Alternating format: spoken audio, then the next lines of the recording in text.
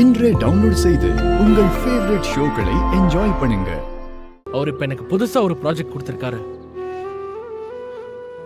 அது ஒரு AI project, விவசாயம் சம்பந்தப்பட்டது. நீ கிராமத்து பொண்ணு, உனக்கு விவசாயத்தை பத்தி நல்லா தெரியுங்கிறதால சிஇஓ உன்னையும் கூட வச்சுக்கிட்டு அந்த ப்ராஜெக்டை பண்ண சொன்னாரு.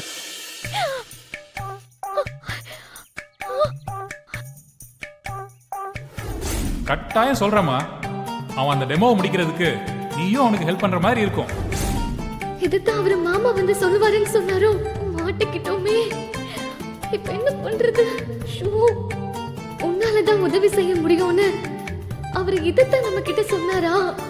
இத பத்தி அவர் என்கிட்ட ஒரு வார்த்தை கேட்டுட்டு சொல்லிருக்கலாம். நான் கிராமத்து பொண்ணுங்கிறதுனால எனக்கு விவசாயம் தெரியும்னு அவரா முடிவு பண்ணி சொல்லிட்டாரே. ஆனா எனக்கு விவசாயம் பத்தி எதுவுமே தெரியாதே. எனக்கு சமைக்க சாப்பிட மட்டும் தான் தெரியும். சிஇஓ சொல்லிட்டதுனால அவர் பேச்சை என்னால மீற முடியாது. நீ இல்லாம என்னால அந்த ப்ராஜெக்டை பண்ணவும் முடியாது. உனக்கு விவசாயம் A to Z தெரியும் தானே? நமக்கு எல்லாம் தெரியும்னு மாமா நம்புறாரே.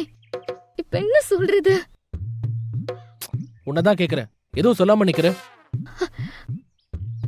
அவர் போன் ஸ்லேட்ட ஒண்ணு இல்லாம ஆக்கிட்டேன்னு ஏற்கனவே மாமா கோவத்துல இருக்காரு.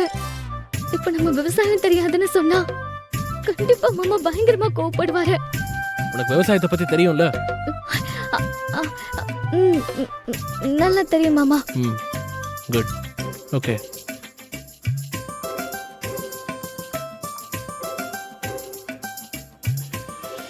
நீ சின்ன வயசுல இருந்தே என்ன காதலிக்கிற தானே? ஆமா மாமா. நம்ம காதலிக்கிறவங்க நல்லா இருக்கணும்னு நினைக்கிறதானே உண்மையான காதல்? ஆமா மாமா. நம்ம காதலிக்கிறவங்களுக்காக நம்ம எதையும் செய்யலாம்ல? ஆமா மாமா, எது வேணாலும் செய்யலாம். அப்ப எனக்காக ஒண்ணு பண்ணு. என்ன பண்ணணும்னு சொல்லுங்க மாமா, நான் உங்களுக்காக என் உயிரையே கொடுப்பேன். உன் உயிரெல்லாம் எனக்கு ஒண்ணு வேணாம். நான் உன்னை விட்டு பிரிஞ்சு போகணும். அதுக்கு ஹெல்ப் பண்ணணும்.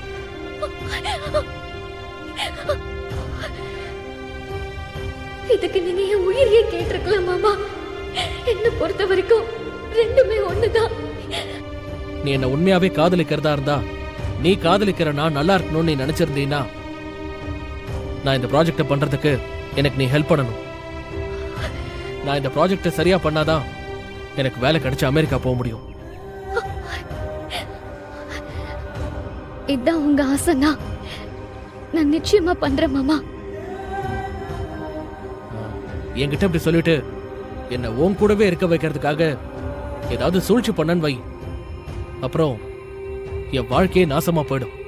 நான் அமெரிக்காவே போக முடியாது. அப்படிலாம் மட்டும் ஏதாவது நடந்துச்சு, அதுக்கப்புறம் உன்னை லைஃப் ஃபுல்லா மன்னிக்க மாட்டேன். உன் முகத்துல கூட முழிக்க மாட்டேன்.